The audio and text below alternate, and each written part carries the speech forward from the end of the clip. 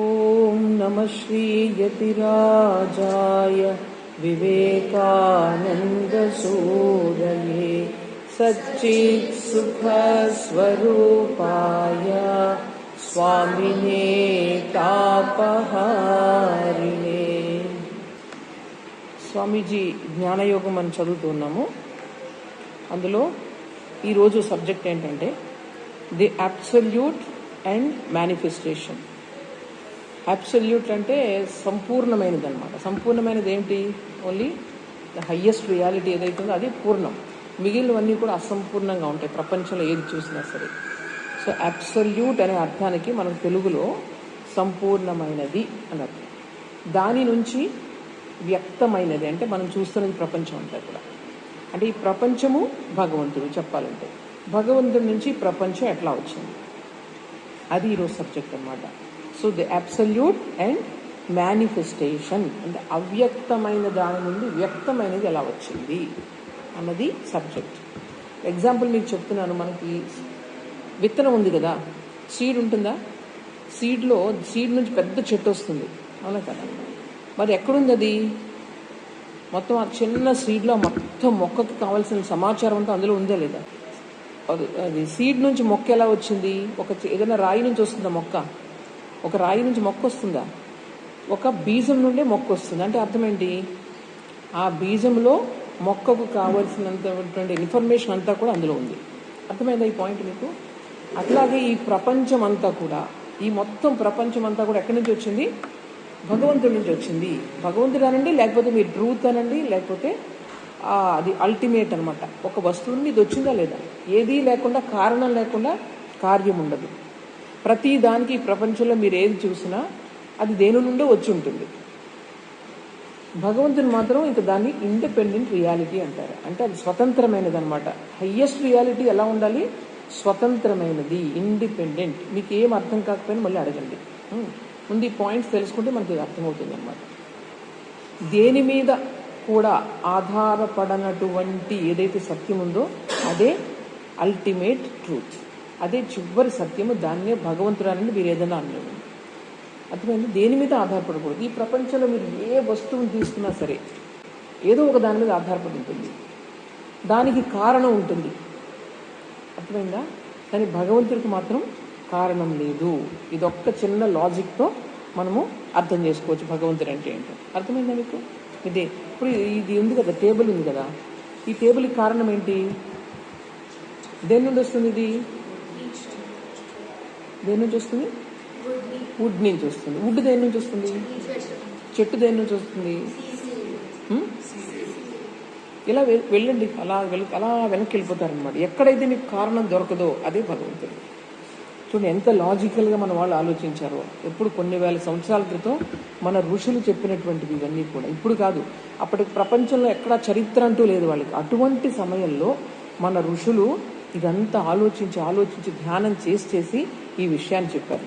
ఎక్కడైతే కారణం లేదో అదే భగవంతుడు అని చెప్పారు. సో ఈరోజు స్వామీజీ లండన్లో 1896 సంవత్సరంలో లండన్లో ఈ లెక్చర్ ఇచ్చారు. వాళ్ళకి మన ఋషులు చెప్పినటువంటి భగవంతుని యొక్క తత్వం గురించి వాళ్ళు చెప్తున్నారు. సో దీనికి ఏం అబ్సల్యూట్ అంటే దట్ ఈస్ గాడ్. అబ్సల్యూట్ అంటే దానికి ఇంకో కారణం లేదు, అది కంప్లీట్ అనమాట. సంపూర్ణమైనటువంటి ఏదేది భగవంతుడు మాత్రమే సంపూర్ణమైన వస్తువు, ఇంకేది ఈ ప్రపంచంలో లేదు. సో దాని నుండి మరి అసంపూర్ణమైనటువంటి ఇవన్నీ ఎలా వచ్చాయి? అవ్యక్తమైన దాని నుంచి వ్యక్తం ఎలా అయింది ప్రపంచం అనేది ఇక్కడ సబ్జెక్ట్. సో నేను అబ్సల్యూట్ అంటాను, మీకు అందరికీ అర్థమైంది. అబ్సల్యూట్ అనగానే ఇంగ్లీష్ వర్డ్ ఇది, పలకడం ఈజీ కాబట్టి అబ్సల్యూట్ అని చెప్తాను. అంటే భగవంతుడు అని అర్థం. సో దాని నుంచి ఎలా వచ్చింది ప్రపంచం, ఎలా వచ్చింది అని దానికి ఇక్కడ మనకు స్వామీజీ ఎక్స్ప్లెనేషన్ ఇస్తున్నారనమాట. ఈ భగవంతుణ్ణి టైం స్పేస్ కాజేషన్ ఏంటంటే దేశ కాల నిమిత్త. మీకు అందరికీ ఎంత చిన్న వయసులో అర్థమవు ఈ కాన్సెప్ట్స్, కానీ అర్థం చేసుకోవడం ప్రయత్నించండి. ఇప్పుడు విన్నది తర్వాత మీకు ఆలోచిస్తే అర్థమవుతుంది. టైం స్పేస్ కాజేషన్ అంటే ఏంటంటే దేశ కాల నిమిత్త. ఈ మూడిటి ద్వారా మీరు భగవంతుని చూసినప్పుడు ఈ ప్రపంచం కనిపిస్తుంది. ఆ మూడిటిని తీసేసినప్పుడు భగవంతుడు యాజ్ ఇట్ ఈజ్గా కనిపిస్తాడు. అర్థం దేశ అంటే ఏంటి తెలుసా? స్పేస్. ఇప్పుడు నీకు నాకు ఈ మధ్య ఉంది, డిస్టెన్స్ ఉందా లేదా? తర్వాత ఇక్కడి నుంచి అక్కడికి వెళ్ళడానికి కొంచెం టైం పడుతుందా లేదా? అంటే ఈ స్పేస్ టైం ఇవి రెండు కూడా మనం విడదీయలేము. అలా అదే కాకుండా కాజేషన్ అంటే ప్రతిదానికి కూడా కారణం ఉంది. ఎక్కడైతే రెండు ఉంటాయో అక్కడ కాజ్ అండ్ ఎఫెక్ట్ అనేది ఉంటుంది. కారణము, కార్యము, ఇవి రెండు ఉంటాయి. అంటే ఒకదాని నుంచి ఒకటి వస్తుంది అనమాట. ఈ ప్రపంచంలో ప్రతిదీ నువ్వు ఏది చూసినా సరే ఇవి మూడు లేకుండా ప్రపంచం లేదు. ఏంటది? Space, time and causation. ఇవి మూడిటి మధ్య ఈ ప్రపంచం అంతా కూడా నువ్వు చూస్తున్నావు. లేకపోతే అసలు ఈ ప్రపంచం అంతా భగవంతుడే, ఇంకేం లేదు. సో ఈ మూడింటితోనూ మనం మైండ్ ఎక్కడ చూస్తున్నాం? అది మనం మైండ్లో చూస్తున్నాం. అవునా కదా? మైండ్లో చూస్తున్నాం లేదా? సో ఈ మైండ్ ఉన్నంతసేపు మీకు ఏముందనమాట? ఈ ప్రపంచం ఉంది. మైండ్ ఒకసారి వెళ్ళిపోతే నీకు ప్రపంచం లేదు, అంతా ఒకటే. సో ఇది ఒకటి గుర్తుపెట్టుకోండి. స్వామీజీ ఏం చెప్తున్నారంటే, అబ్సల్యూట్లో అంటే భగవంతుడి దగ్గర టైం ఉండదు, స్పేస్ ఉండదు, కాజేషన్ ఉండదు. గుర్తుపెట్టుకోండి ఇది. నెక్స్ట్ మీకు జర్మన్ ఫిలాసఫర్ ఒక ఆయన షోపెన్హార్ అని ఉన్నారు, మీరు వినే ఉంటారు పేరు.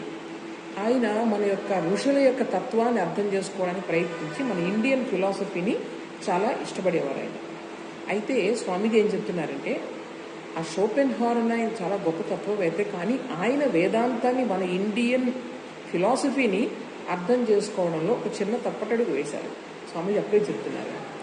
ఆయన ఏం చెప్పారనమాట, ఉపనిషత్తులను వ్యాఖ్యానిస్తూ ఆయన ఏం చెప్తారంటే, విల్ అంటే భగవంతుడు అంటే విల్ పవర్ అన్నట్లుగా చెప్పారు ఆయన. కానీ స్వామీజీ చెప్తున్నారు భగవంతుడు అంటే విల్ పవర్ కాదు ఇక్కడ. ఎందుకంటే ఇప్పుడు చూడండి, చాలా ఇది లాజికల్గా ఉంటుంది. చూడండి, ఇప్పుడు నేను ఈ చైర్ని కదపాలని అనుకుంటున్నాను. కదపాలని నా మనసులో నేను ఇది కదుపుతాననే సంకల్పం ఒకటి రావాలి. నాకు విల్ పవర్ ఉంటే వెంటనే నా మోటార్ ఆర్గాన్స్ అన్ని కూడా చైర్ని తీసుకొని పక్కన పెడతాను. అంటే ఆయన మనకు విల్ పవర్, కాన్షియస్ పవర్ ఉన్నప్పుడే మనము కాన్షియస్గా యాక్ట్ చేయగలిగినప్పుడే అది ఆత్మశక్తి అక్కడ పనిచేస్తుంది అన్నది ఆయన సిద్ధాంతం అన్నమాట.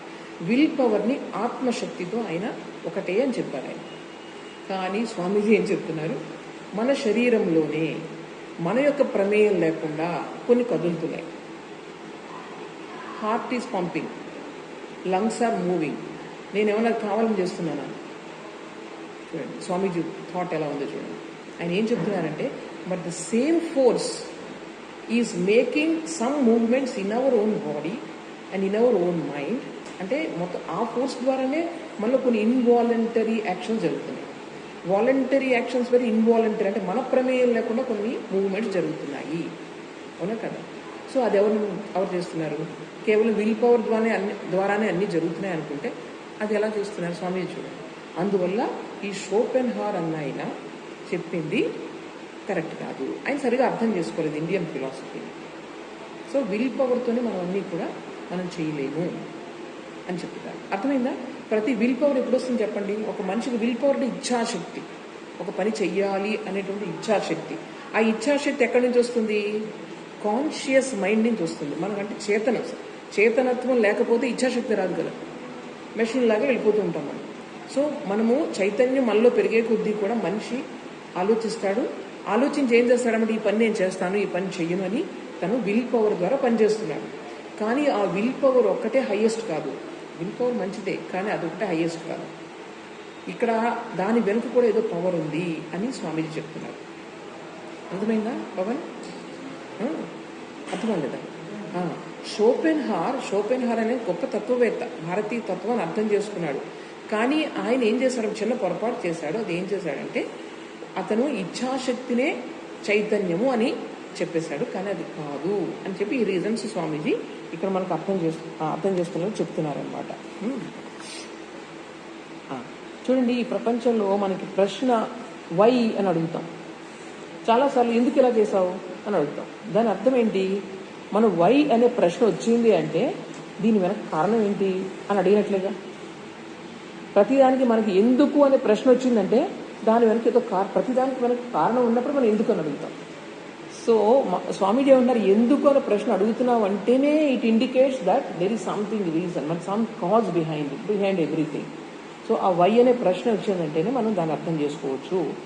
సో అందుకని ఏంటన్నమాట, ఈ ప్రపంచంలో మనం చూస్తున్నటువంటి ఈ ప్రపంచంలో ఏది కూడా స్వతంత్రం కాదు, అన్నీ కూడా పరతంత్రం. అన్నీ ఒకదానిపైన ఒకటి ఆధారపడి ఉన్నాయి, ఒకదానితో ఒకటి ఇంటర్ కనెక్ట్ అయి ఉన్నాయి. ప్రపంచంలో ఏదైనా సరే మీరు ఆలోచించండి, ఏది కూడా ఇండిపెండెంట్ కాదు, స్వతంత్రం కాదు. ప్రతి దాని మీద కూడా అంటే అసలు ఏం చెప్తారంటే, ఒక చిన్న పరమాణువు కదిలిందంటే దాని వెనుక ప్రపంచం అంతా కదులుతుందంట. అంటే ఏంటంటే చేంజ్ అనమాట, మూవ్మెంట్ అనేది అలా వస్తూనే ఉంటుంది ప్రపంచంలో, ఇక్కడ నుంచి అక్కడికి, అక్కడ నుంచి ఇక్కడికి. చెప్తారు ఈ రోజులు ఇక్కడ ఉన్నటువంటి యాటమ్ ఒకటి, రేపు మేబీ కొన్ని డేస్ తర్వాత అది సూర్యుల్లోకి వెళ్ళిపోతుంది ఆ atom. So the constant movement అనేది ఎప్పుడు జరుగుతుంది, కాన్స్టెంట్ చేంజ్ అనేది ఎప్పుడు జరుగుతుంది. సో ఇది కాజేషన్ చెప్పడానికి ఇది ఒకటే మనకి ఎవిడెన్స్ తీసుకోవచ్చు అన్నమాట. సో ప్రపంచం అంతా కూడా ఇవన్నీ ప్రపంచం వెనుకున్నటువంటి చాలా చాలా సూక్ష్మమైనటువంటి నియమాలు. అంటే ప్రపంచం వెనుక ఈ స్పేస్ టైం కాజేషన్ అనేది ఎప్పుడో మన వాళ్ళు చెప్పారు కదా, దేశకాల నిమిత్తం శంకరాచార్యులు గారు మీరు భాష్యాలు చదివితే మీకు కొత్తగా కనిపిస్తాయి. అటువంటి వర్డ్స్ని మోడర్న్ టైమ్స్లో ఎప్పుడు యూజ్ చేశారు చెప్పండి? ఐన్స్టీన్ వచ్చిన తర్వాత మీకు థియరీ ఆఫ్ రిలేటివిటీ వచ్చింది సైంటిఫిక్ వరల్డ్లో, అది ఎప్పుడో మన వాళ్ళు చెప్పారు. So space time causation relativity ఈ ప్రపంచంలో ఏది కూడా అబ్సల్యూట్ కాదు, ఏదో ఒక కారణం ఉంటుంది, ఇక్కడ ఒకలా ఉంటుంది, అక్కడ ఒకలా ఉంటుంది. సో అది ఎప్పుడూ మన వాళ్ళు చెప్పారు. థియరీ ఆఫ్ రిలేటివిటీ ఐన్స్టీన్ వచ్చిన తర్వాత మన వేదాంతం వైపుకి అందరి దృష్టి వచ్చింది. ఇదేంటిది ఎప్పుడూ చెప్పారు వీళ్ళు, మనం కష్టపడి సైంటిఫిక్ థియరీస్ ప్రపంచాన్ని అనలైజ్ చేస్తూ ఈరోజు ఈ థియరీస్ కనుక్కున్నాం ఫిజిక్స్ వాటి. వీళ్ళు ఎప్పుడో చెప్పేశారు ఇవన్నీ కూడా. ఎంత వండర్ఫుల్ ఆలోచించండి. ఇంత నాలెడ్జ్ మన ఋషులు, వాళ్ళ ఋషులు ఏ రోజు వాళ్ళు వచ్చి పుస్తకాలు రాయలేదు, ఎవరికి లెక్చర్స్ ఇవ్వలేదు, ఫిలాసఫీలు డెవలప్ చేయలేదు. వాళ్ళు చేసింది ఏంటంటే జస్ట్ వాళ్ళు వాళ్ళు ఎక్స్పెరిమెంట్ చేసి ఈ సిస్టమ్ని సబ్జెక్ట్ని వాళ్ళు మాడిఫై చేసుకుంటూ వచ్చారు. అంటే ఎప్పుడు కూడా వాళ్ళ ఆబ్జెక్ట్ని కరెక్ట్ చేయడానికి వాళ్ళు వెళ్ళలేదు. సో వాళ్ళ సబ్జెక్ట్ని అలా చేసుకుంటూ అది హై లెవెల్కి వచ్చి కొన్ని ఇంట్యూటివ్ ట్రూత్స్ వాళ్ళకి అయ్యాయి. వెంటనే అది పొయిటిక్గా వాళ్ళు ఉపనిషత్స్ అంత పొయిటరీ ఎక్కడ ఉండదని చెప్తారు స్వామీజీ. సో పొయిటరీ అనేది మ్యూజికల్గా వాళ్ళ లోపల నుంచి వచ్చినటువంటి థాట్స్ అనమాట. అవన్నీ కూడా ఉపనిషత్స్ అని కొన్ని చదవండి, మనం చాంటింగ్ చేస్తూ ఉంటాం, స్పాంటేనియస్గా వచ్చినటువంటి రివలేషన్స్ అవన్నీ కూడా. సో అక్కడ యాక్చువల్ బ్యూటీ అంతా అక్కడ ఉందని స్వామీజీ చెప్తారు. తర్వాత వస్తాం ఆ పాయింట్స్కి. ఇక్కడ మనం గుర్తుంచుకోవాల్సింది ఏంటంటే ఈ ప్రపంచం అంతా కూడా టైం స్పేస్ కాజేషన్లో బంధించబడి ఉంది. అంటే భగవంతుణ్ణి ఈ టైం స్పేస్ కాజేషన్ ద్వారా మీరు చూసినప్పుడు అదే ప్రపంచం. ప్రపంచం నుండి టైం స్పేస్ కాజేషన్ తీసేస్తే అదే భగవంతుడు. Got it? సో ఇది చూడండి, ఇది చాలా ఇంట్రెస్టింగ్. దీనికి చిన్న హింట్ మనకి ఎక్కడ దొరుకుతుంది? మనకి డీప్ స్లీప్ బాగా నిద్రపోయినప్పుడు మనకు టైం స్పేస్ కాజేషన్ ఏమి ఉండదు, ఎక్కడున్నామో తెలియదు. సో అది మనం ఆ భగవంతుడి తత్వానికి దగ్గరగా ఉన్నాం, మనం బ్రతికే ఉన్నాం, కానీ మనకేం తెలియదు. సో అక్కడ బ్లిస్, ఎందుకంటే నిద్రపోయినప్పుడు ఎంత ఆనందం కదా, అందరూ నిద్రపోవాలని అనుకుంటామా లేదా? ఎందుకని అక్కడ ఇవేం ఉండవు, ఈ టైం స్పేస్ కాజేషన్ ఏమి ఉండదు అనమాట. ఈ థాట్స్ ఇవేం ఉండవు, ఇంకా హాయిగా ఉంటుంది అసలు. థాట్స్ లేకపోతే ఆనందం అసలు. సో అటువంటి స్టేజ్ మనకుంది, అదే భగవంతుడు. ఎక్కడైతే ఈ టైం స్పేస్ కాజేషన్ అంటే మైండ్ మనం సైలెంట్ చేస్తేనే మనకు హ్యాపీనెస్ వస్తుంది. మైండ్ ఆలోచించే కొద్ది నువ్వు ఎక్కడికి వెళ్తావు చెప్పు? నువ్వు ఏదైనా ఆలోచిస్తున్నావు అనుకో, ఏదో భూతకాలంలోకి వెళ్తావు, పాస్ట్లోకి వెళ్తావు, అయితే ఫ్యూచర్ గురించి ప్లాన్స్ వేస్తూ ఉంటావు. మైండ్ ఎప్పుడు కూడా ఆ రెండింటి మధ్య తిరుగుతూ ఉంటుంది. నువ్వు మైండ్ ప్రెసెంట్ మూమెంట్లో ఉన్నావు అనుకో, అదే భగవంతుడికి ఏం కాదు. ప్రెసెంట్ మూమెంట్లో ఉందంటే మైండ్ స్టడీ అయిపోతుంది. That is called meditation. Meditation నీకు ఎంతో ఆనందం కలుగుతుంది, ఎందుకంటే మైండ్ స్టడీ అయిపోతుంది కదా. అందువల్ల ఫ్యూచర్లోకి వెళ్ళవు, పాస్ట్లోకి వెళ్ళవు. అప్పుడు మైండ్ స్టడీ అవుతుంది కాబట్టి బ్లిస్, ఇంకేం లేదు సీక్రెట్ ఇక్కడ. సో భగవంతుడు ఎక్కడున్నాడు? ఎక్కడ స్టడీ మైండ్ ఉన్నాడో అక్కడే భగవంతుడు ఉన్నాడు. సో ఎంత లాజికల్గా ఉందో చెప్పేది అంతా కూడా. సో ఇది స్వామికి చెప్తున్నాడు. అందువల్ల ఇప్పుడు ఈ భగవంతుడు అనేవాడిని తెలుసుకోగలమా? తెలుసుకోలేము. ఎందుకు తెలుసుకోలేము? ఈ మైండ్ ద్వారా మనము దానిని ఆలోచించలేము. ఎందుకని ఆలోచించలేము? బాగా ఆలోచించండి. ఈ మైండ్ ద్వారా భగవంతుని ఆలోచించలేము. ఎందుకంటే మనము ఆ భగవంతుడిలోనే ఉన్నాం. ఎలా తెలుసుకుంటాం ఆయన్ని? ఆయన భగవంతుల్లో మనం ఉన్నాము. ఎలా తెలుసుకుంటాం? మనం అందులోనే ఉన్నప్పుడు తెలుసుకోలేము. మనకు సపరేట్గా ఉంటే మనం తెలుసుకోవచ్చు. మనం భగవంతుల్లోనే మూవ్ అవుతున్నాం, భగవంతుల్లోనే జన్మిస్తున్నాం, భగవంతుల్లోనే అందులో ఉన్నప్పుడు ఎలా తెలుసుకుంటే చుట్టుపక్కల తెలుసుకోగలదు. సో అది లాజిక్. చిన్న ఎగ్జాంపుల్ మీకు చెప్తున్నాను, అది ఎప్పుడు చెప్తూ ఉంటాను మీకు. అదేంటది? లైట్ ఉంది. లైట్ ఉందా? ఇప్పుడు లైట్ ఉందా ఇక్కడ? కానీ లైట్ని చూస్తున్నారా, నన్ను చూస్తున్నారా మీరు? కానీ మీరు లైట్ని చూస్తున్నారు, మీకు తెలియట్లేదు. నా మీద నుంచి వచ్చే లైట్ వచ్చి మీ కళ్ళలో పడింది. ఆ లైట్ని మీరు చూస్తున్నారు, కానీ మీరు అనుకున్నారు నన్ను చూస్తున్నాను. సో ఇది ఎగ్జాంపుల్. భగవంతుని మనం ఎలా మిస్ అవుతామంటే ప్రతిసారి ఇది కారణం అనమాట. ఎందుకంటే భగవంతుడిలోనే అన్నీ ఉన్నాయి, భగవంతుడిలోనే అన్నీ జరుగుతున్నాయి. నువ్వు చూస్తున్నావు, తింటున్నావు, అన్ని భగవంతుడిలోనే చేస్తున్నావు. కానీ అది మర్చిపోయి మిగిలినవన్నీ కూడా మనము. సో భగవంతుడు అంటే అది ఎవ్రీథింగ్ అనమాట. Everything in which everything is happening అన్నది ఆయనే భగవంతుడు అని చెప్పేసి.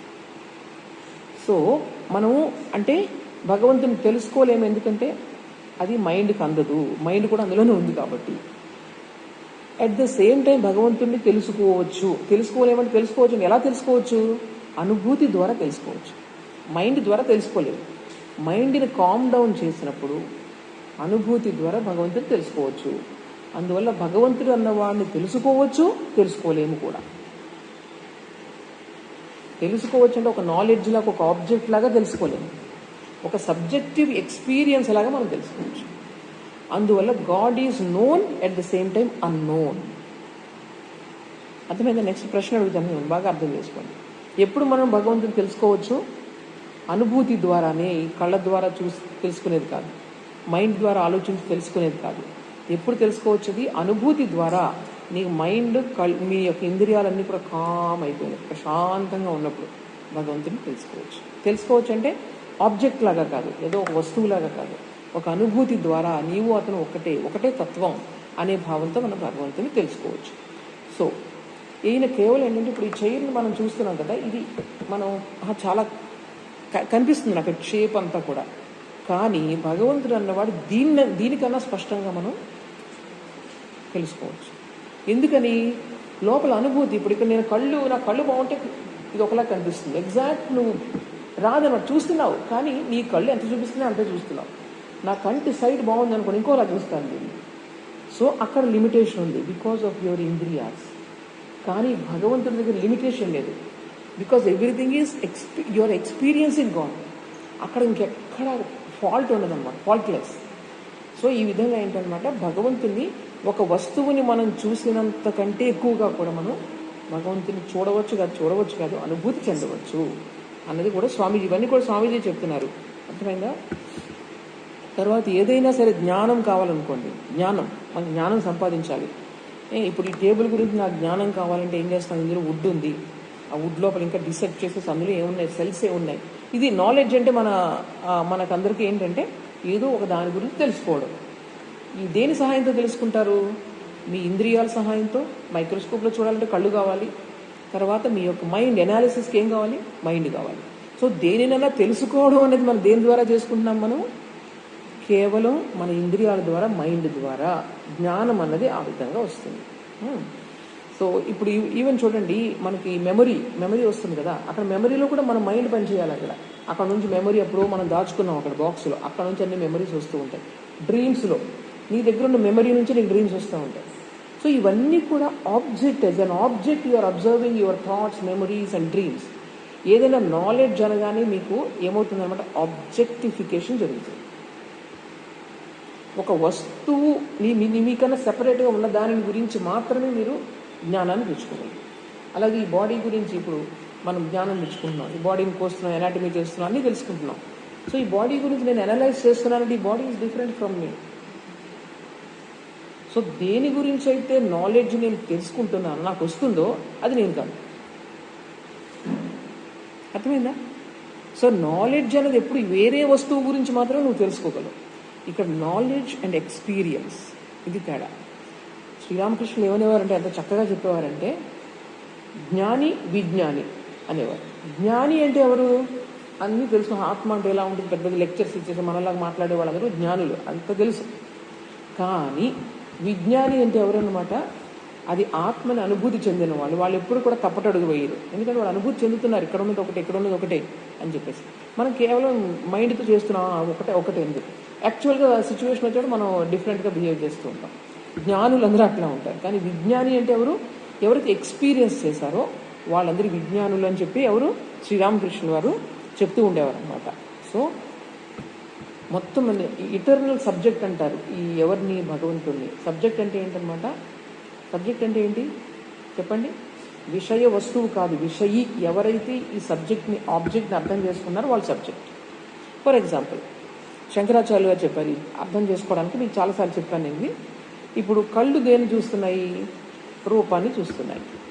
కళ్ళని ఏది చూస్తుంది? నా కళ్ళు చూస్తున్నాయని ఎవరు చూస్తున్నారు? నా కళ్ళు నేను చూస్తున్నాను నాకు అర్థమవుతుంది కదా. ఎవరికి అర్థమవుతుంది? మైండ్కి అర్థమవుతుంది. మైండ్లో నేను కళ్ళతో నేను పలానా వాళ్ళని చూస్తున్నాను అని ఆలోచన వచ్చిందా లేదా? ఆ ఆలోచన ఎక్కడొచ్చింది? మైండ్లో వచ్చింది. సో ఆలోచన వస్తుందని నాకు తెలుస్తుంది కదా. ఏ ఆలోచిస్తున్నాను నేను తెలుస్తుందా నాకు? నేను ఏమి ఆలోచిస్తున్నాను ఇప్పుడన్నా తెలుస్తుందా? అది ఎవరది? ఎవరికి తెలుస్తుంది చెప్పండి ఒకసారి. ఎవరు తెలుస్తుంది? దాని తర్వాత ఇంకేం ఆలోచించలేము, అంతవరకే. నా ఆలోచన అంటే ఆలోచన నాకు వస్తుంది అని ఎవరు అంటున్నారు? మనం అంటున్నాం. సో మనం అంటే అదే భగవంతుడి అంటే ఇంకేం. సో మైండ్ని మనము కొంచెం దూరంగా పెట్టి ఆలోచిస్తే నేను ఎవరని అర్థమవుతుంది అనమాట.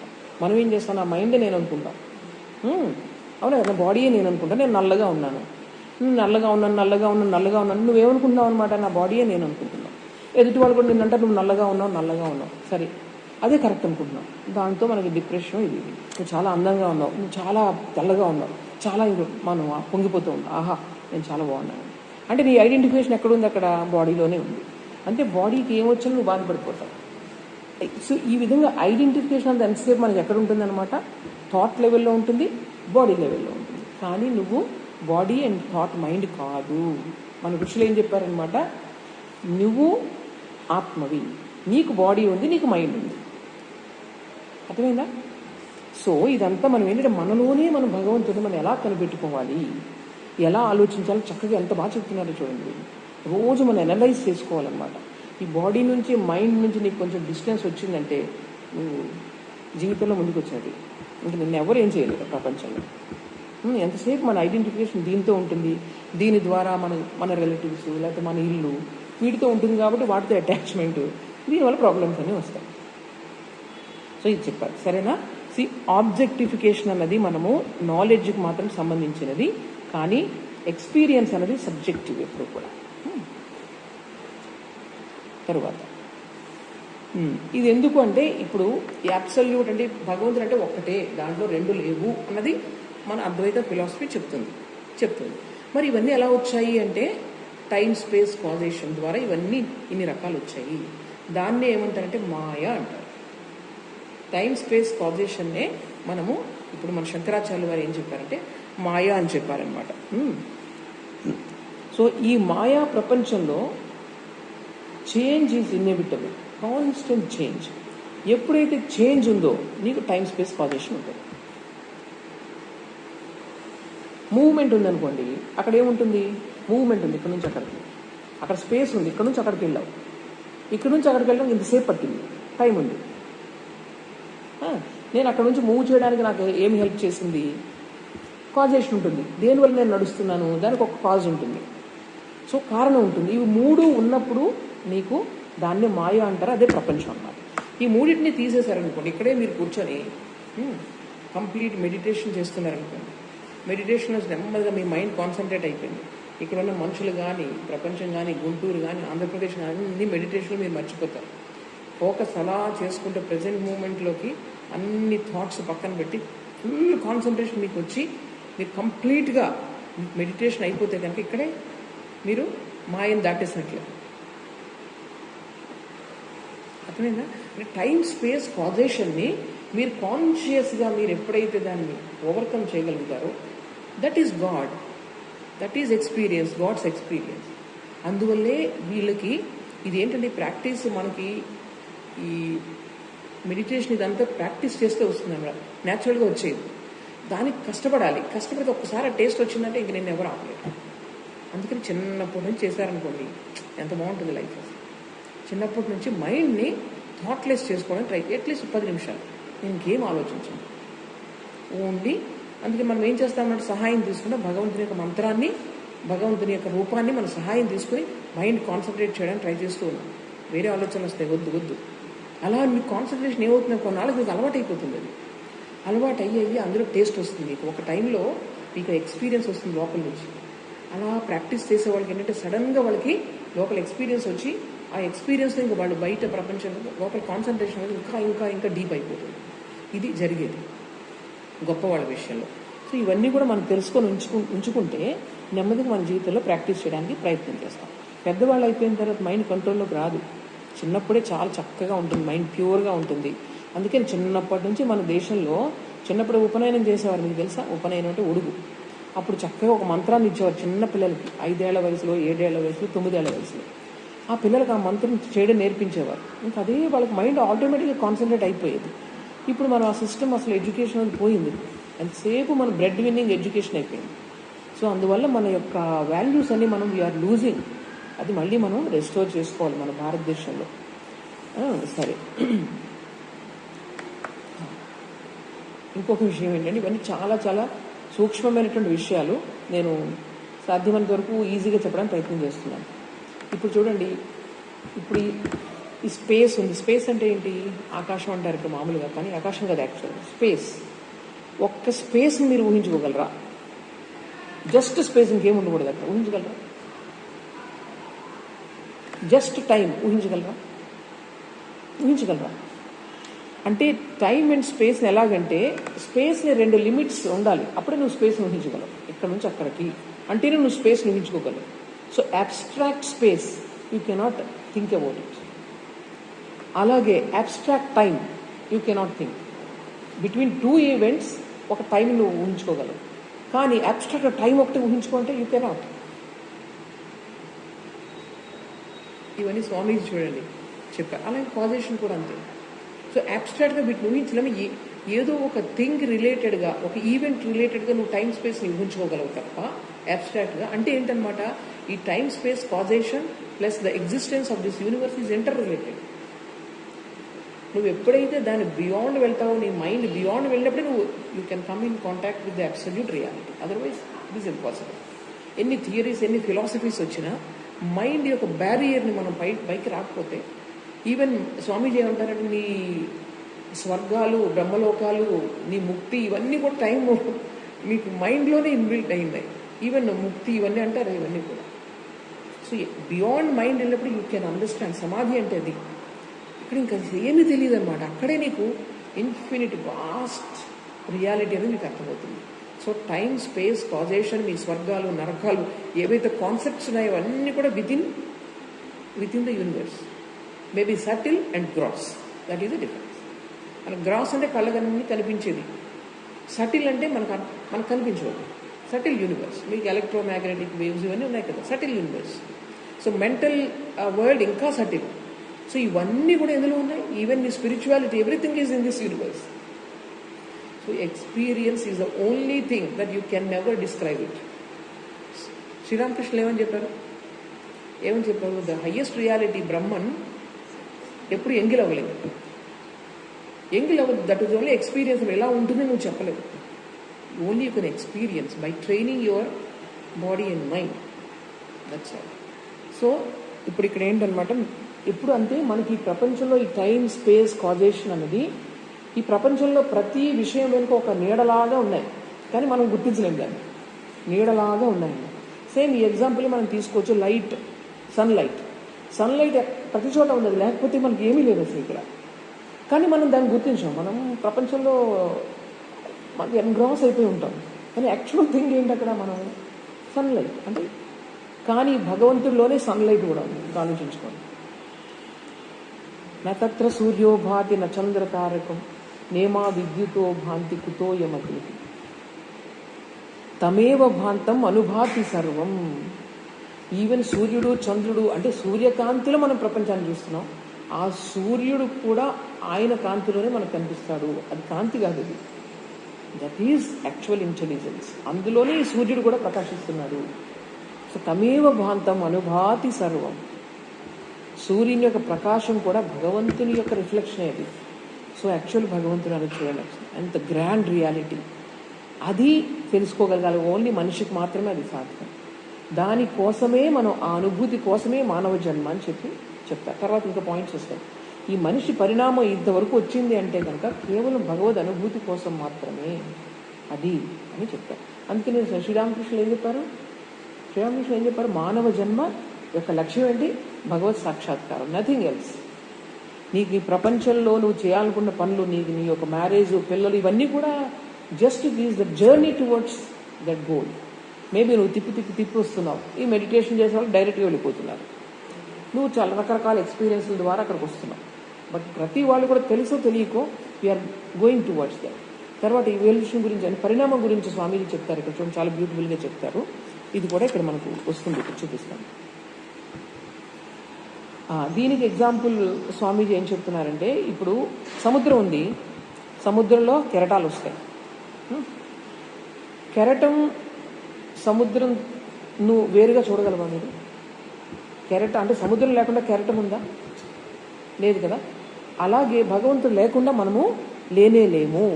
ఇప్పుడు కెరటానికి సముద్రానికి తేడా ఏంటి చెప్పండి? రెండు నీళ్లే కదా. అంటే ఉన్న సారం ఒకటే, essentially they are the same. Difference ఏంటి చెప్పండి? కెరటానికి సముద్రానికి తేడా ఏంటి? చేంజ్ ఉంది, మూవింగ్, అంటే సముద్రం కూడా మూవ్ అవుతుంది, అది మూవ్మెంట్ ఉంది కాన్స్టెంట్గా. మెయిన్ డిఫరెన్స్ ఎక్కడ ఉందంటే నామం, రూపం. రూపం రూపం అంటే ఏంటనమాట? దాని కెరటం అంటే సముద్రం ఇలా ఉంది ఫ్లాట్గా, దాని నుంచి కెరటం అలా వస్తుంది, డిఫరెంట్ షేప్స్లో వస్తుంది అనేది. దానికి ఒక రూపం డిఫరెంట్గా ఉంది. మూవ్మెంట్ కూడా చెప్పొచ్చు, కరెక్టే, కొంచెం హైగా మూవ్ అవుతూ ఉంది. తర్వాత దానికి ఒక పేరు మనం వేరుగా పెట్టాం, దాన్ని ఐడెంటిఫై చేయడానికి పేరు పెడుతున్నాం.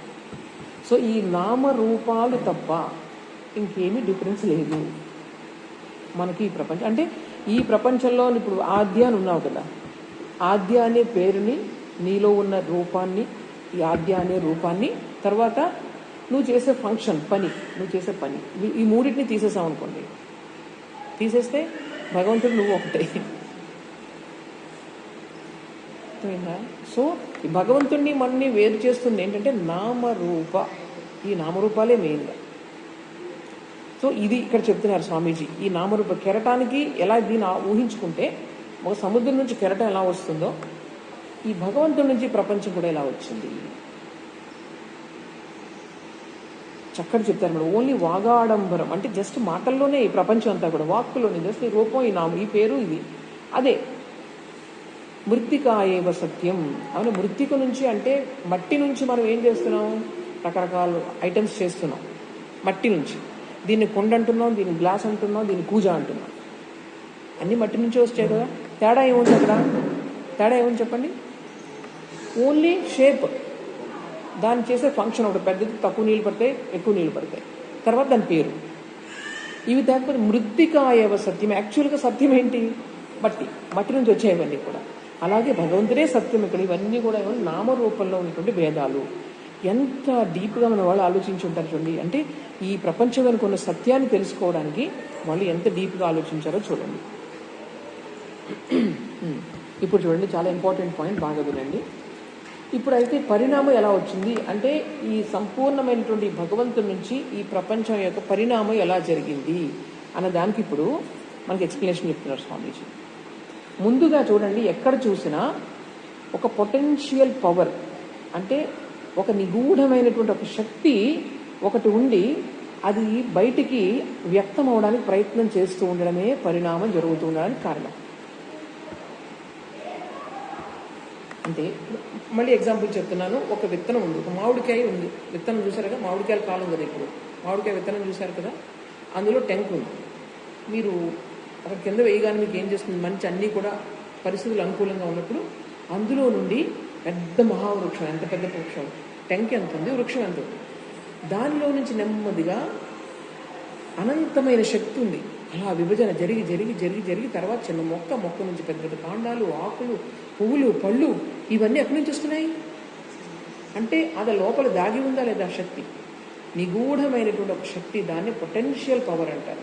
సో ఆ నిగూఢమైనటువంటి శక్తి నుంచి ఎలాగైతే ఆ బీజం నుండి మొత్తం ఈ చెట్టు అంతా వచ్చిందో, అలాగే నిగూఢమైనటువంటి ఆ దివ్యత్వం, ఆ ఆత్మశక్తి, దాని నుంచి ఈ ప్రపంచం అంతా కూడా ఏం చేస్తుంది? పరిణామం చెందుతూ ఉంది.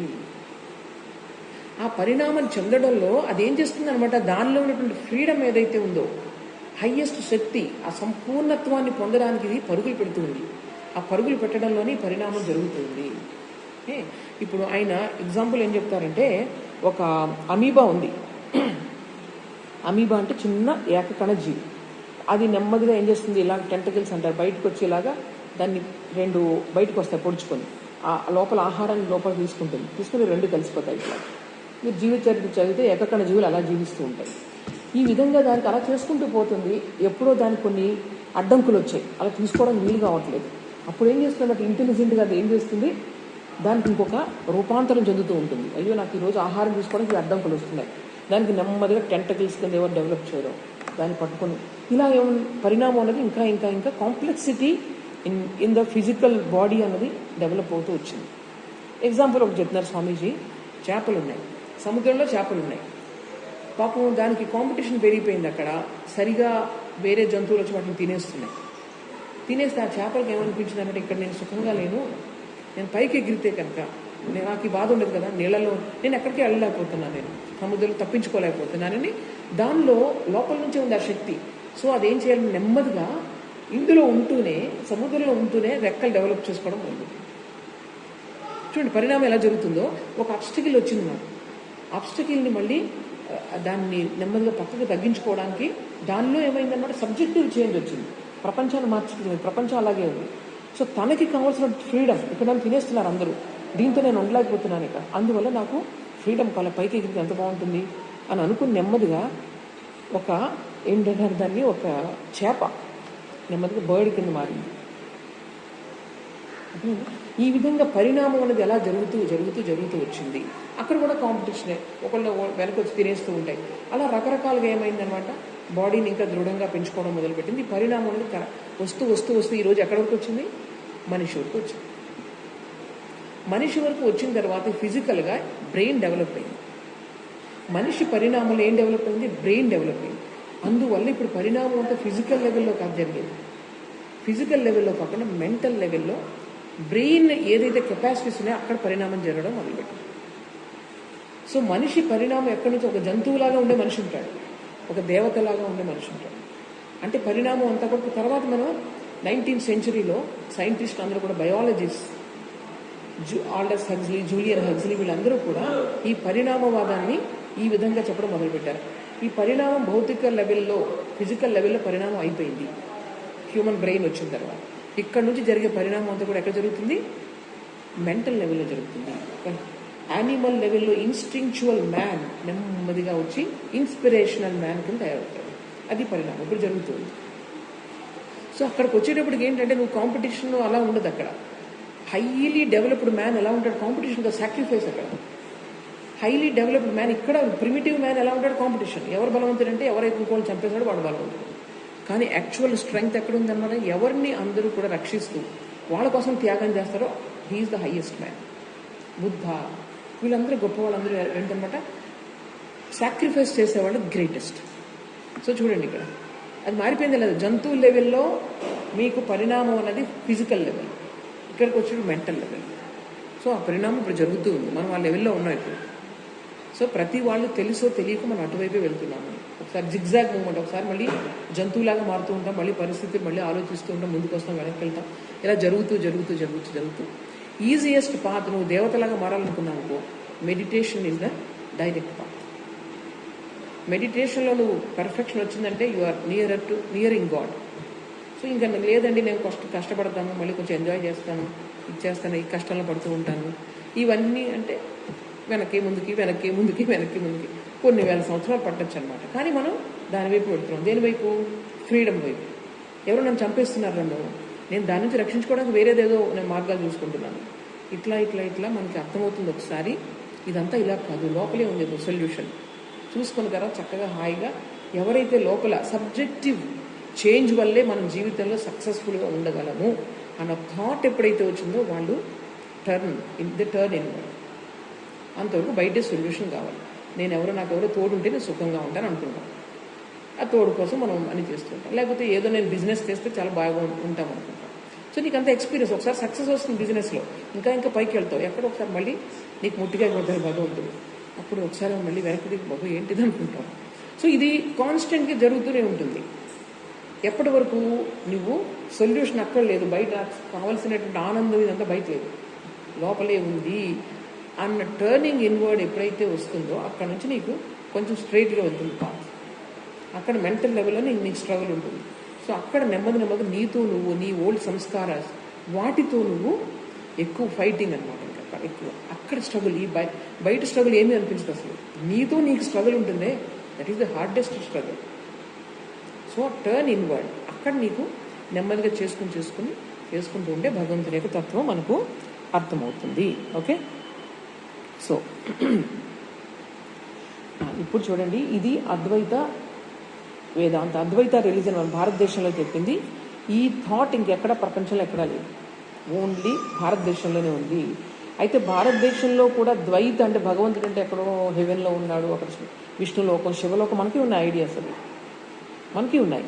అందుకనే ఎప్పుడైతే మీరు పర్సనల్గా నాకు ఒక భగవంతుడు, మీకు ఒక భగవంతుడు ఉంటే there is the tendency of fighting with each other, అవునా కదా. శైవులు వైష్ణవులు కొట్టుకునేవారు, శాక్తులు వైష్ణవులు కొట్టుకునేవారు. ఈ విధంగా ఎప్పుడైతే భగవంతుడు నీ భగవంతుడు వేరు నా భగవంతుడు వేరు అంటామో ఫైటింగ్ వస్తుంది. అద్వైతలోనే నో ఫైటింగ్.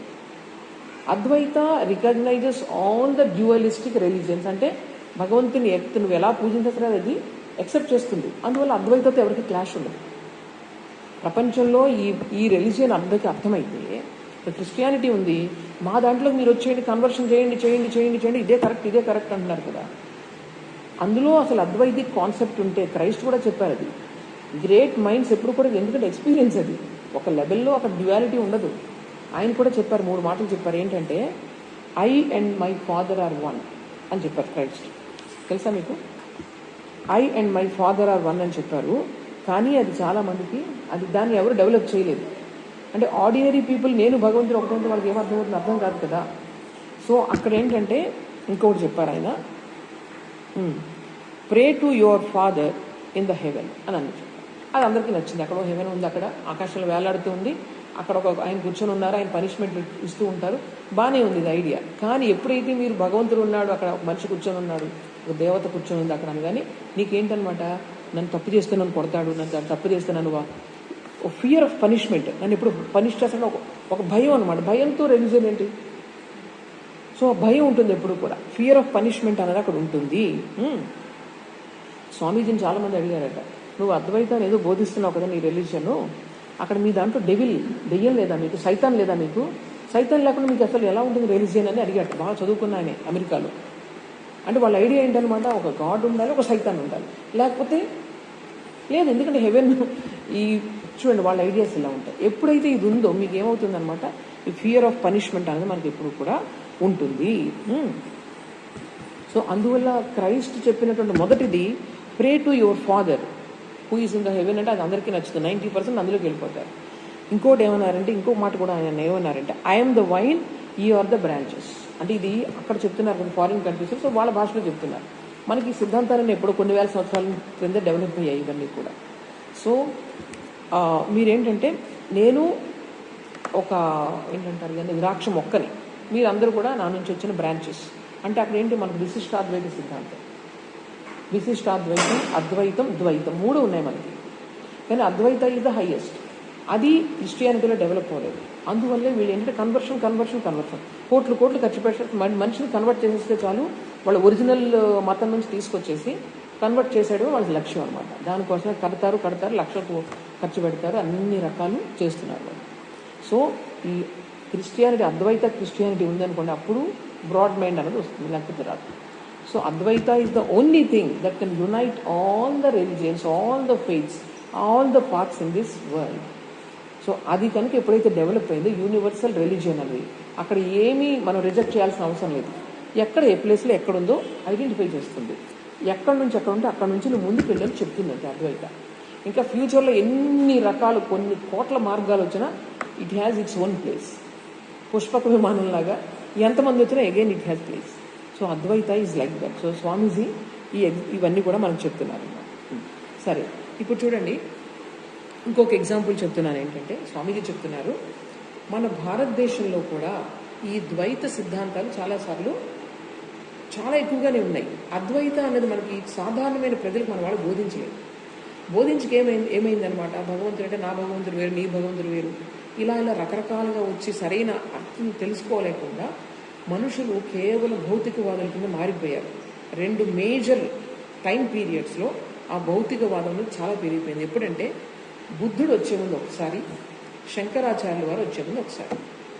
బుద్ధుడు వచ్చే ముందు ఏమైందంటే తెలుసా, వీళ్ళందరూ కూడా చాలా స్వార్థపరులుగా మారిపోయారు. అప్పట్లో కేవలం వేదిక రిచువల్స్ ఉండేవి. ఆ రిచువల్స్ చేస్తూ బలులు ఇస్తూ జంతు బలులు ఇస్తూ వాళ్ళు చాలా, ఎవరైతే వీళ్ళు యజమానులు ఉంటారో, యజమానులు అంటే ఎవరైతే యజ్ఞాలు చేస్తారో వాళ్ళు స్వార్థపరుల కింద మారిపోయి కేవలం ప్రజలు దోచుకుని నేర్చుకున్నారు.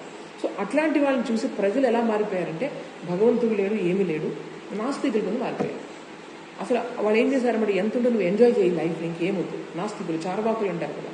సో అది మ్యాక్సిమం అయిపోయింది బుద్ధుడు వచ్చేటప్పుడు. అయిపోయి ఆయన ఏం చేశారన్నమాట, ఇదంతా కూడా అసలు భగవంతుడు అంటే ఆయన పట్టించుకోలేదు.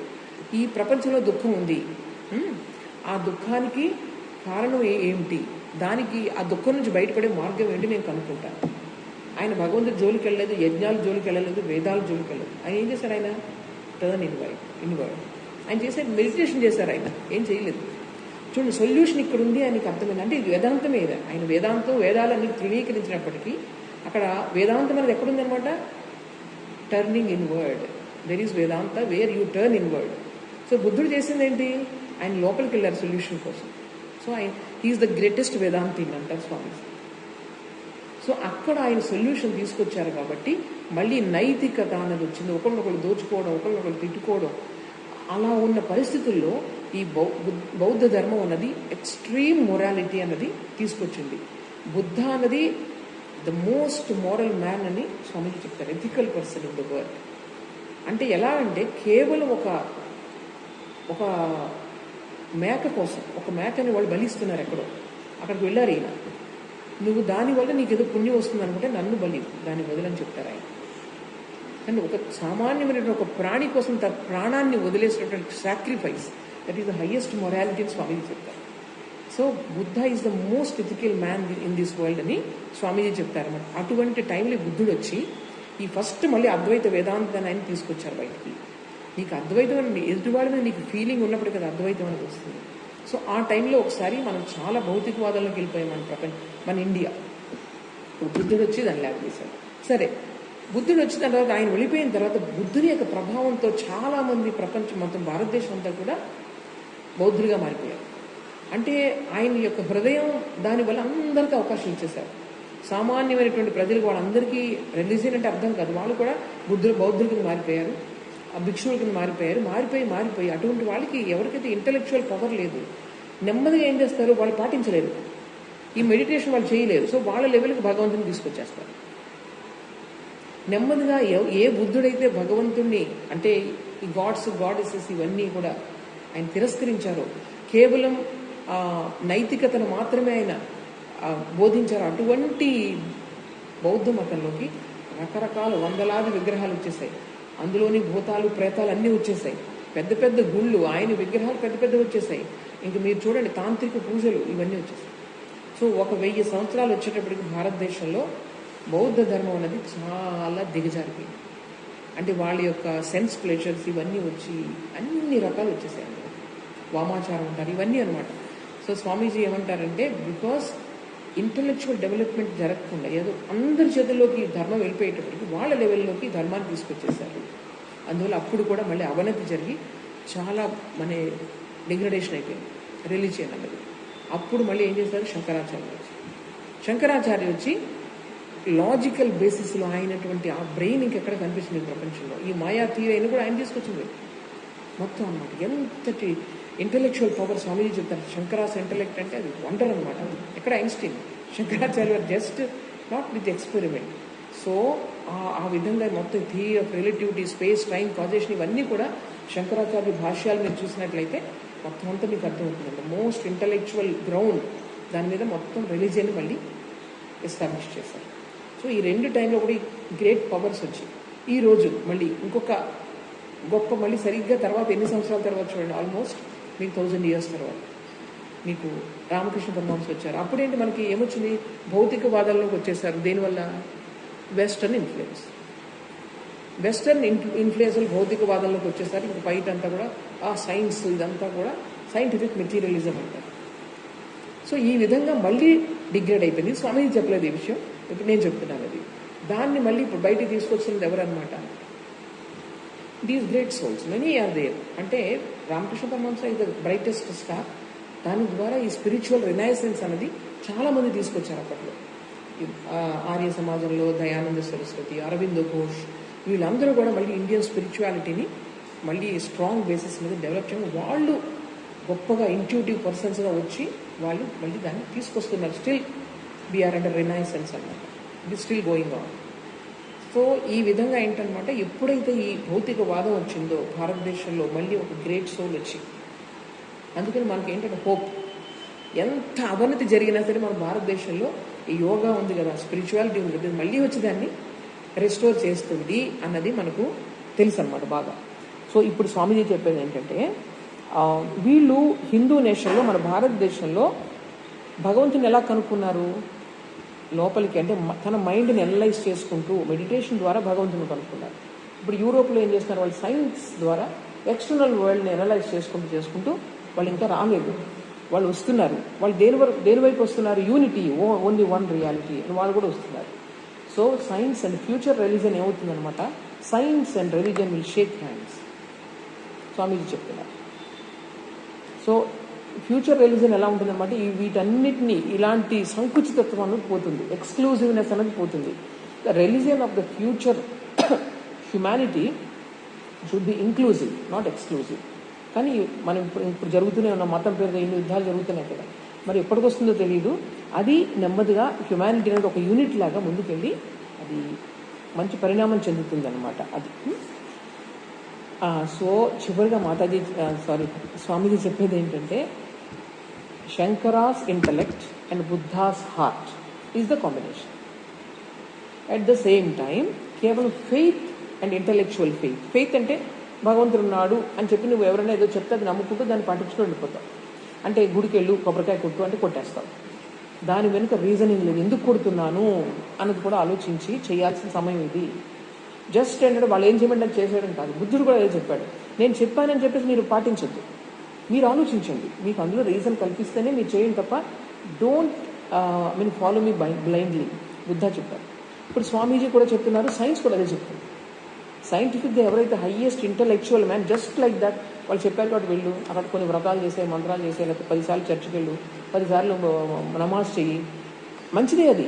కానీ దాని వెనుక రీజన్ కూడా నువ్వు ఆలోచించినప్పుడే నువ్వు ఇంటలెక్చువల్గా రీజనబుల్గా తయారవుతావు, లేకపోతే బ్లైండ్ ఫెయిత్ అని చెప్తున్నారు. సో అద్వైతాలో మీకు ఏంటనమాట, ఎదుటి వాళ్ళని అక్కడ మీకు హింస లేదు, హింస ఉండదు, ఎదుటి వాళ్ళని నాశనం, డిస్ట్రక్టివ్ నేచర్ ఉండదు.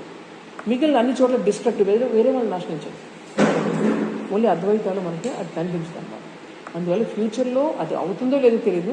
స్వామీజీ ఏం చెప్తున్నారనమాట, హ్యుమానిటీస్ ఫ్యూచర్ రిలీజియన్ అద్వైత అయితే కనుక అన్నిటికీ స్థానం ఉంటుంది అక్కడ, అన్నిటి కోసం చైర్స్ ఉంటాయి, ఇంకా ఎవరైనా వచ్చినా వాళ్ళు ఇంకా చైర్స్ ఉంటాయి అక్కడ. సో అద్వైత. సో ఇవి రెండు మనకు ఎప్పుడైతే ద్వైత సిద్ధాంతాలు ఉన్నాయో, నా భగవంతుడు వేరు నీ భగవంతుడు వేరు ఎప్పుడైతే ఉందో అక్కడ రెండే. ఒకటి ఏంటంటే ఫియర్ ఆఫ్ పనిష్మెంట్, ఎందుకంటే పర్సనల్గా ఉంది కదా, ఫియర్ ఆఫ్ పనిష్మెంట్. కొంతమంది అంటే ఇష్టం, కొంతమంది అంటే ఇష్టం లేదు. పాపులను ఒకలాగా, తర్వాత పుణ్యాత్మలను ఒకలాగా చూస్తాడు ఆయన. ఈ ఐడియాస్ అన్నీ కూడా మనకు అందులో వస్తాయి. ఇంకా రెండవది అనమాట ఎక్స్క్లూజివ్, నాదే కరెక్ట్, మిగిలిన సపరేటిజం. ఇవి రెండు కూడా ప్రమాదాలు అన్నమాట. అందువల్ల హ్యుమానిటీ ఫ్లరిష్ అవ్వాలంటే ఇప్పుడు యోగాది వస్తున్నాయి కదా, ఇప్పుడు చాలామంది యోగిక్ టీచర్స్ వస్తున్నారు అక్కడ ఇంక్లూజివ్ కదా. ఇప్పుడు చాలా మన ఎవరిది వీళ్ళు ఉంది కదా, రవిశంకర్జీ, తర్వాత సద్గురూజీ, ఇవన్నీ కూడా ఇండిపెండెంట్ ఆర్గనైజేషన్స్. అక్కడేమీ ఎక్స్క్లూజివ్ ఉండదు, అందరికీ మెడిటేషన్ టెక్నిక్స్ ఎవరైనా నేర్చుకోవచ్చు. You can become spiritual. So ఆయన చాలామంది అడుగుతూ ఉంటారు సౌదీ అరేబియాలో, I'm a Muslim, can I practice your techniques అంటే, after all there is no religion in this, it is only progress, that's all in this spiritual progress. So ఇది future religion స్వామీజీ చెప్తున్నారు. మనకి ఇప్పుడు కావాల్సింది ఏంటంటే, అసలు ఇటువంటి సైన్స్ ఇంత డెవలప్ అయింది. ఒక 50 సంవత్సరాల క్రితం మనం ఊహించను కూడా ఊహించలేము సైన్స్ ఈ విధంగా డెవలప్ అవుతుందని. అంతటి డెవలప్ అయిన ఈ రోజుల్లో అప్పుడు స్వామికి అప్పుడు చెప్తున్నారు, ఇప్పుడంటే మనం చూడండి ఎంత డెవలప్ అయిందో. ఈ రోజుల్లో ఇప్పుడు ఆర్టిఫిషియల్ ఇంటెలిజెన్స్ కూడా వచ్చేస్తుంది, అంటే లీప్స్ అనమాట. అలా వెళ్తూ వెళ్తూ అంత డెవలప్ అవుతున్న ఈ రోజుల్లో మనం ఇంకా ఏంటంటే ఎవరో చెప్పారని చెప్పేసి భగవంతుడు ఎలాగే నమ్మేసి దాని మీద ఫార్ములేట్ చేసుకున్న ఐడియాస్ ఒకళ్ళొకళ్ళు మనం ఫైట్ చేసుకోవడం అనేది మంచిది కాదు. మనము according to Vedanta God is absolute existence, knowledge and bliss. Absolute existence ఎప్పుడూ ఉండేది, అన్నీ తెలిసింది, తర్వాత ఎప్పుడు ఆనందంగా ఉండేది. So this is God. So అది మనము చెయ్యాలి అంటే కనుక ఇవి రెండూ కూడా మనం సమానం. అన్నీ తెలుసు నాకు, భగవంతుడు అన్ని చోట్ల ఉన్నాడు, ఆయన అన్నీ తెలుసు, కానీ నాకు ఫీలింగ్ లేదు ఎదుటి వాళ్ళు పట్ల, ఎదుటి వాళ్ళు తక్కువగా చూస్తావు. So that is not religion. That's why Swamiji what motto he has given to Ramakrishna order, ఆత్మనో మోక్షార్థం జగత్ హితాయ. ఇక్కడ హైయెస్ట్ ఇంటెలిజెన్స్, హైయెస్ట్ ఎక్స్పీరియన్స్ నీకు ఉండాలి, but at the same time your heart should bleed for others.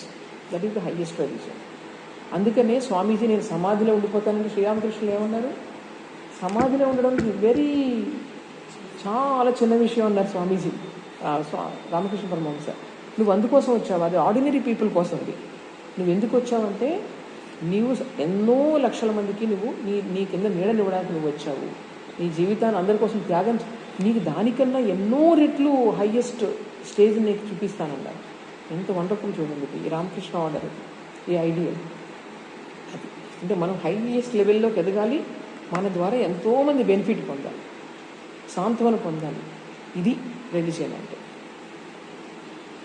దీంతో చెప్పి దీనికోసం మనం అందరూ కూడా పాటుపడాలి. బ్రెయిన్ని డెవలప్ చేసుకోవాలి, హార్ట్ని ఎక్స్పాండ్ చేసుకోవాలి. ఎంత లోతుగా ఉందో చూడండి ఇది. బాగుందా? అర్థమైందా? సో ఇది ఈ రోజుకి చాలా టైం అయిపోయింది. క్వశ్చన్స్ ఎవరికైనా ఉన్నాయా ఇందులో?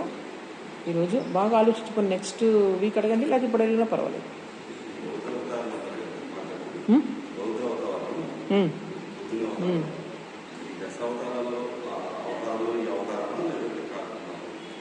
ఆ బుద్ధుని అవతారం దశావతారాల్లో ఒక అవతారమా కాదా అంటున్నారు, అంతేనా?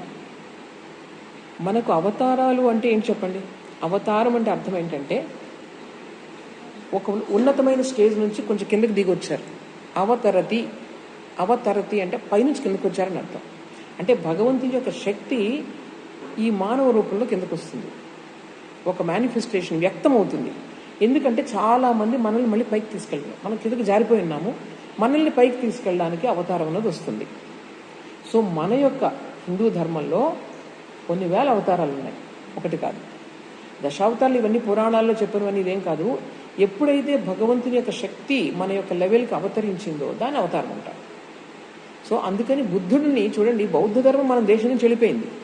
ఎందుకంటే బుద్ధుడు వేదాలని ఆయనకి ఇవ్వలేదు, దానికి అంత ప్రాముఖ్యతను ఇవ్వలేదు. అందువల్ల భారతదేశం నుంచి ఎవరు బయటికి వెళ్ళిపోమని చెప్పలేదు, బౌద్ధ ధర్మం నెమ్మదిగా పక్కకి వెళ్ళిపోయింది. ఎందుకంటే ఈ దేశానికి వైదిక సంస్కృతి అనేది భారతదేశానికి ఆయువు పట్టు అనమాట.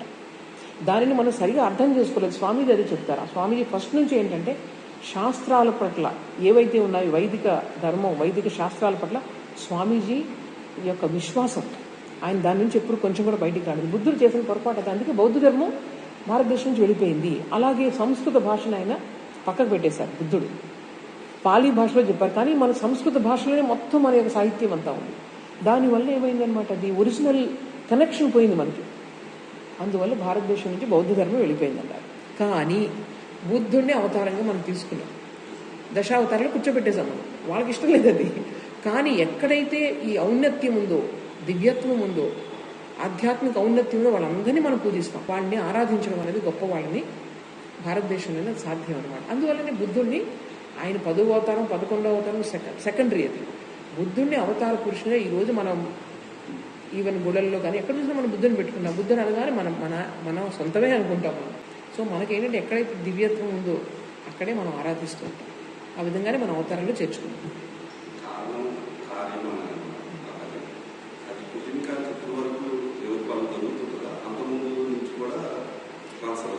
ఈ కార్యకారణ సంబంధం అన్నది ఈ ప్రపంచంలో ఎప్పుడూ ఉంటుంది. అయితే ప్రపంచం ఒకసారి సృష్టించబడింది, ఇంకోసారి ఆగిపోయిందని మనం ఒప్పుకోం.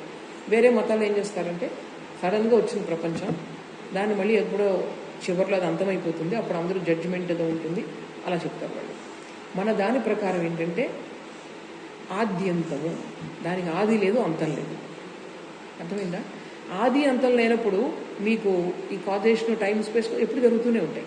అయితే ఎవరికి ఆది ఎవరికి అంతం ఉందంటే సబ్జెక్ట్ మీకు అంతం ఉంది, ఒక మనిషికి అక్కడ అంతం ఉంది తప్ప ఇది మాయా ప్రపంచం అనేది ఆది అనంతం. ఈవెన్ మీకు బ్రహ్మన్ భగవంతుడు కాన్షియస్నెస్ ఏదైతే ఉందో అది కూడా ఆద్యంతం లేనిది, సృష్టి కూడా ఆద్యంతం లేనిది. అక్కడే పరాశక్తి అంటాం మనం.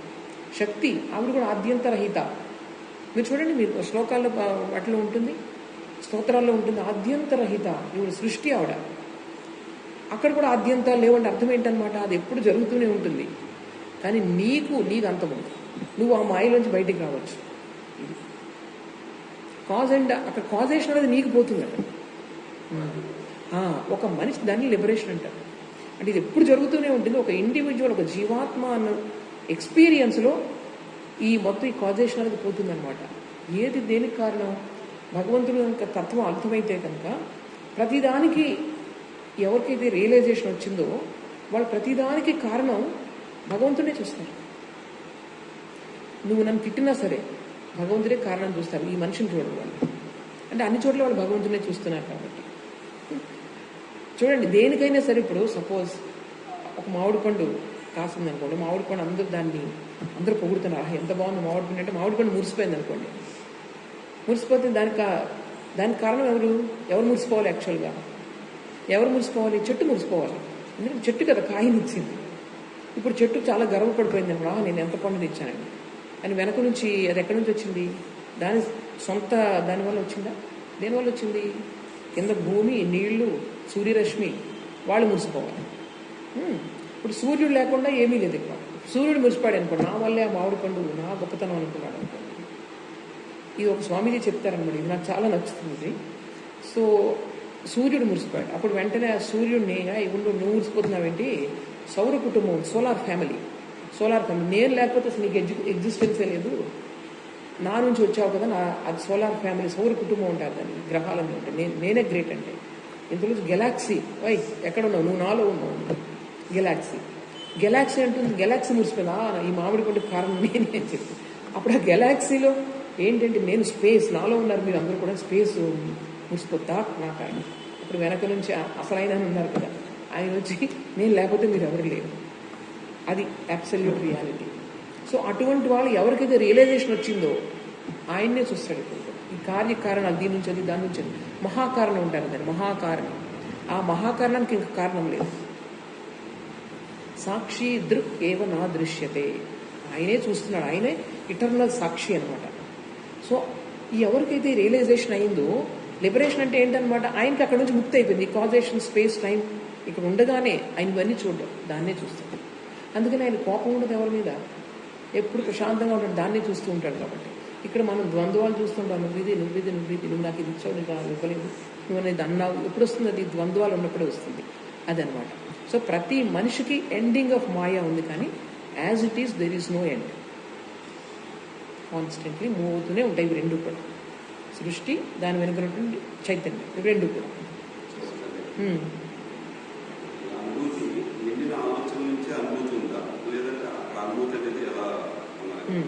అనుభూతి అన్నది ఏదైతే చివరిగా మనకు అనుభూతి కలుగుతుందో, అనుభూతిలో ఆలోచన ఉండదు. మైండ్ అక్కడ పనిచేయదు, మైండ్ లయం అయిపోతుంది అక్కడ. అర్థమైందా? కానీ మనం ఆ స్టేజ్కి వెళ్ళడానికి మనం ప్రయత్నం చేస్తూ ఉన్నాం కదా, ప్రయత్నం చేయడం మాత్రం మైండ్తోనే చేయాలి. మైండ్ ఎలా ఉంటుందంటే ఎప్పుడూ మారుతూ ఉంటుంది, ఒక్క నిమిషం ఒక రకంగా ఉంటుంది, కోతిలాగా గంతులేస్తూ ఉంటుంది మైండ్. సో ఆ మైండ్ని నెమ్మదిగా స్థిరంగా చేసుకోవడం అన్నది సాధన ఉందే, ఆ సాధనలో కొంచెం అనుభూతి కలుగుతూ ఉంటుంది మనకి. కొంచెం మైండ్ కాన్సన్ట్రేట్ అయింది, కొంచెం ఆనందం కలుగుతుంది. ఇంకొంచెం కాన్సన్ట్రేట్ అయింది, ఇంకొంచెం ఆనందం కలుగుతుంది. నెమ్మదిగా కాన్సన్ట్రేట్ అయిన మైండ్ని ఇమీడియట్గా మైండ్ ట్రాన్సెండ్ చేస్తుంది. ట్రాన్సెండ్ అంటే అది ఇంకా అది సైలెంట్ అయిపోతుంది అన్నమాట. ఆ క్షణంలో మీకు యాక్చువల్ అనుభూతి కలుగుతుంది. అంటే ఏంటన్నమాట, ఆలోచన ద్వారానే మనం ముందుకెళ్ళాలి.